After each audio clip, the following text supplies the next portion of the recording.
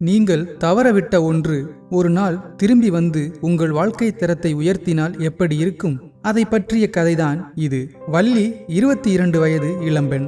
அவளுடைய அப்பா அவர்களிடம் இருந்த விவசாய நிலங்களை வைத்து குடித்து குடித்தே அழித்துவிட்டு ஒரு நாள் இறந்தும் போனார். வள்ளியின் அம்மா தன் கணவர் தந்த கஷ்டத்தையும் தாங்கிக் கொண்டு வள்ளியையும் வளர்த்து ஆளாக்கினாள். சில காலத்திற்கு மேல் அவள் உடல்நிலை சரியில்லாததால் அவளும் 6 மாத படுக்கையில் இருந்து இறந்து போனாள். தாய் தந்தை ஆதரவின்றி சொந்த பந்தமும் இன்றி தனி ஒரு ஆளாக சிறு சிறு வேலைகளை செய்து 3 வேளையும் சாப்பிட முடியாவிட்டாலும் ஒருவேளை உணவுக்காக அவள் பெரும் கஷ்டத்தை அனுபவித்தாள். அவள் கல்யாண வயதுடைய பெண் என்பதால் நிறைய ஆண்கள் அவளை திருமணம் செய்ய ஆசைப்பட்டாலும் அந்த ஆண்களின் வீட்டில் அவளுக்கு யாருடா சீர் செய்கிறது என்று மறுத்து விடுவார்கள்.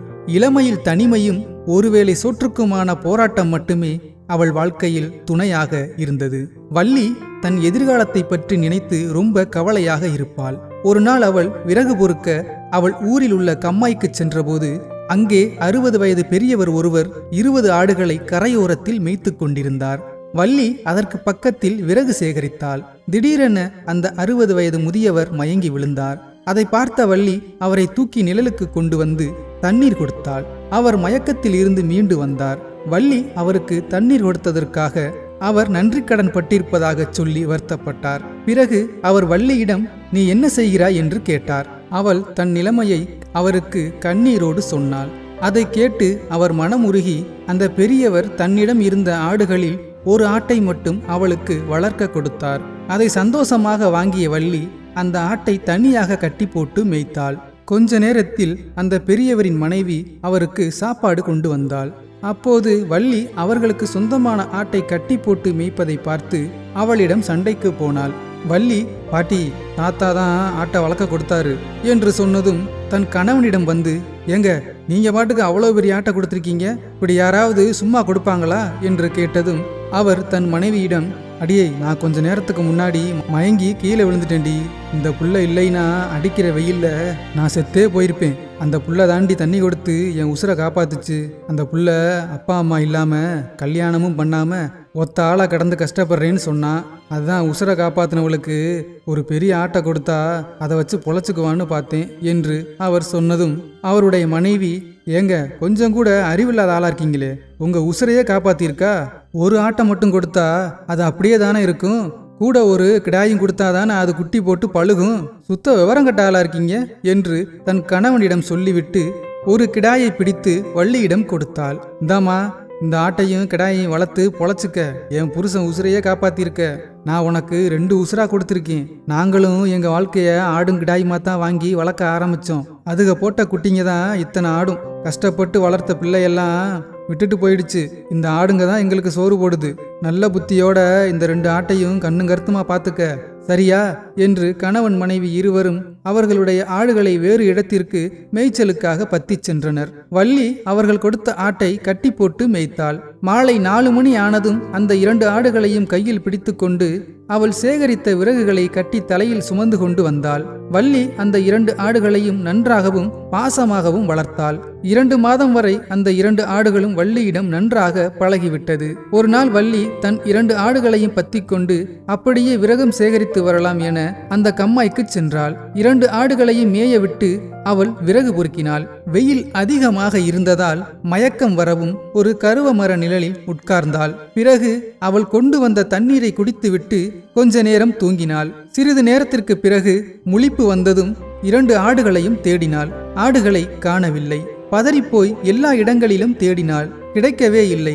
கம்மாயில் தண்ணீர் இல்லாமல் இருந்ததால் அந்த 2 ஆடுகளும் கால்நடையாகவே அந்த பெரிய கம்மாய்க்குள் சென்று விட்டது.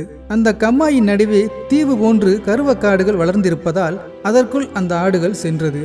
காட்டுக்குள் சென்று வள்ளியால் தேட முடியவில்லை. அந்த நேரம் பார்த்து மழை வந்தது.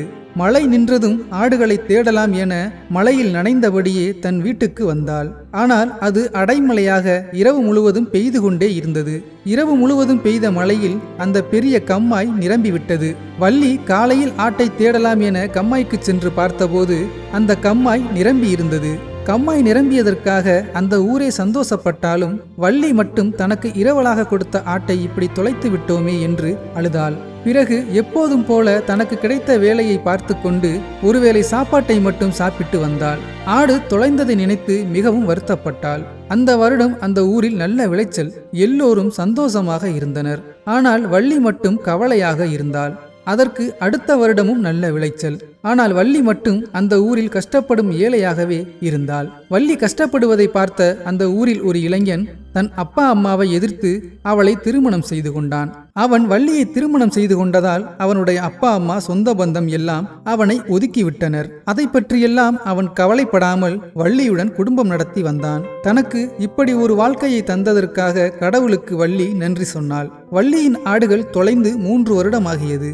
வள்ளி அவள் கணவனிடம் அந்த பெரிய மனுஷன் கொடுத்த ஆட்டை நான் தொலைச்சிட்டனே என்று வருத்தப்பட்டு பேசுவாள். அதற்கு அவன் தொலைஞ்சு போச்சு, அதையே நினைச்சுக்கிட்டு இருக்காம அதை விட்டுட்டு சந்தோஷமாயிரு என்று அவளை தைரியப்படுத்துவான். 3 வருடம் முடிந்ததும் 4வது வருடம் அந்த ஊரில் மழை குறைவாக பெய்ததனால் விளைச்சலுக்காக அந்த கம்மாயிலிருந்து தண்ணீரை பம்பு செட்டு மூலம் வயலுக்கு பாய்ச்சினார்கள்.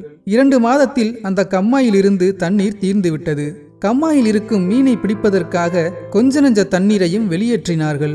வள்ளியும் அவள் புருஷனும் அந்த சகதியில் மாட்டியிருந்த மீனை பிடித்து கொண்டிருந்தனர். அப்போது அந்த கருவக்காட்டுக்குள் இருந்து வள்ளியை பார்த்து ஒரு ஆடு மே என கத்தியது. வள்ளி மீன் பிடிப்பதை நிறுத்திவிட்டு அவள் கணவனிடம், எங்க கம்மாயில காணாம போன என் ஆடு கத்துற சத்தம் கேக்குதுங்க என்று சொன்னதும் இருவரும் அந்த கம்மாயிலிருந்து கருவக்காட்டுக்குள் ஆடு கத்தும் இடத்தை நோக்கி ஓடினார்கள்.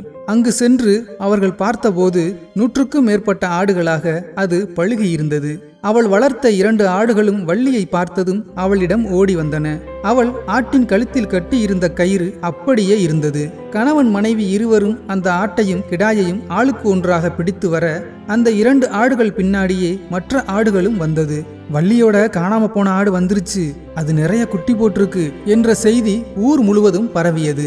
வள்ளியும் அவள் கணவனும் அந்த ஆடுகளை விற்றும் வளர்த்தும் அவர்கள் தங்கள் வறுமையில் இருந்து மீண்டு வசதியான வாழ்க்கையை வாழ்ந்தனர்.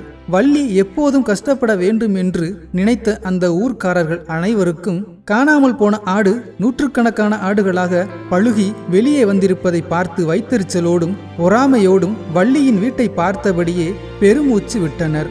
இந்த கதை உங்களுக்கு பிடித்திருந்தால் தயவு செய்து சப்ஸ்கிரைப் பண்ணுங்க, சப்போர்ட் பண்ணுங்க. நன்றி.